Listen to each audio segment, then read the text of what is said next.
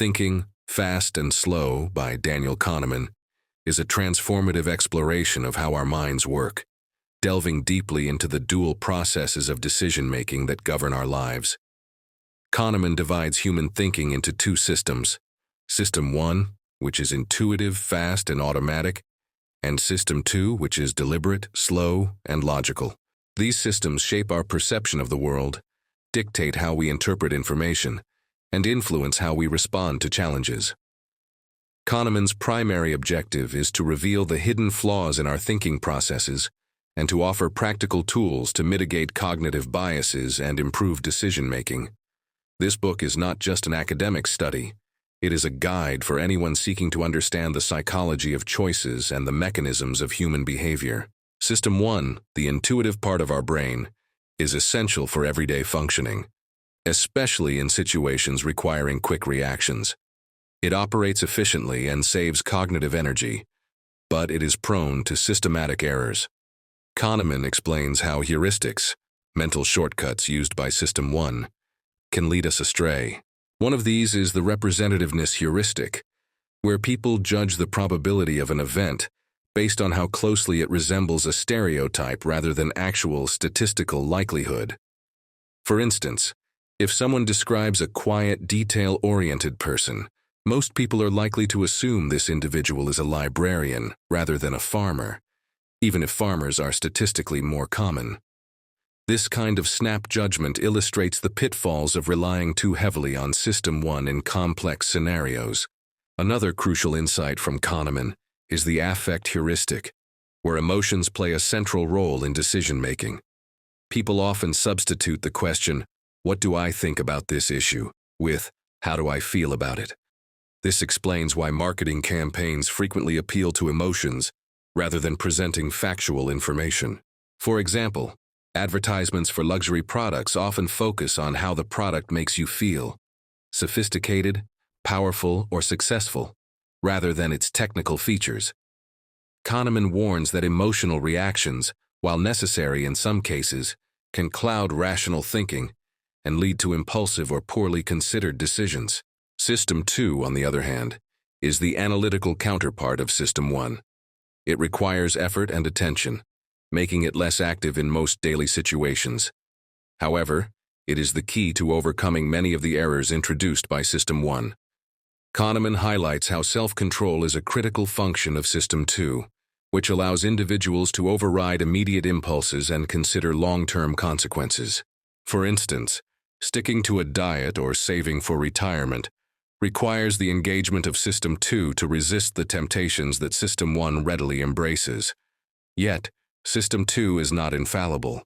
It can be swayed by biases, especially when under stress or cognitive load. One particularly impactful concept is the overconfidence bias, which Kahneman describes as a pervasive problem in both personal and professional domains. Overconfidence leads people to believe that their judgments are more accurate than they actually are. This is especially evident in the business world, where executives often make bold predictions about market trends or project outcomes without considering the full range of uncertainties. Kahneman cites studies showing that experts in fields like finance or politics often perform no better than random chance when making predictions, yet their confidence remains unjustifiably high. The illusion of causality is another compelling topic discussed in the book. Kahneman explains that humans are wired to see patterns and infer causation, even where none exists. For example, people often attribute success in sports or business to leadership qualities, ignoring the role of chance or external factors. This illusion can lead to flawed decision-making, as individuals rely on perceived patterns rather than objective analysis. Kahneman suggests that embracing randomness and uncertainty is essential for making more accurate judgments, especially in areas like investing or strategic planning. Kahneman also introduces the concept of narrative fallacy, which describes our tendency to create coherent stories to explain events, even when the reality is far more complex. For instance, when analyzing a successful company, people might construct a story around the CEO's vision or the company's culture, ignoring factors like timing, market conditions, or sheer luck. This bias reinforces overconfidence and can lead to unrealistic expectations for future success. Kahneman advises readers to focus on data and probabilities rather than relying solely on storytelling. A significant portion of the book is dedicated to loss aversion, a cornerstone of Kahneman's prospect theory, for which he was awarded the Nobel Prize in Economics. Loss aversion explains why people are more motivated to avoid losses than to achieve gains of the same magnitude. For example, the pain of losing $100 is far more intense than the pleasure of gaining $100. This principle has profound implications in areas like investing, negotiation, and marketing. Kahneman shows how framing outcomes as potential losses rather than gains can influence decisions. For instance, a medical treatment described as having a 90% survival rate is more appealing than one framed as having a 10% mortality rate, even though both statements are statistically identical. Another fascinating insight is the planning fallacy, where individuals and organizations consistently underestimate the time, costs, and risks associated with projects. Kahneman explains that this bias arises from our tendency to focus on best-case scenarios while ignoring potential obstacles. For example, a construction project that is estimated to take 6 months often ends up taking a year or more due to unforeseen delays. To counteract this bias, Kahneman recommends reference class forecasting, which involves using historical data from similar projects to make more realistic predictions. Kahneman also explores the halo effect, a cognitive bias where our overall impression of a person or entity influences our judgment of their specific traits.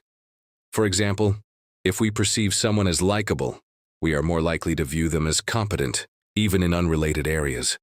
This bias can lead to flawed hiring decisions or misplaced trust in authority figures. Recognizing the halo effect allows individuals to separate personal biases from objective evaluations. One of the most practical takeaways from the book is the importance of premortems in decision-making. A premortem involves imagining that a project or decision has failed and then identifying the reasons for that failure. This exercise helps teams anticipate potential problems and develop contingency plans, reducing the likelihood of unexpected setbacks.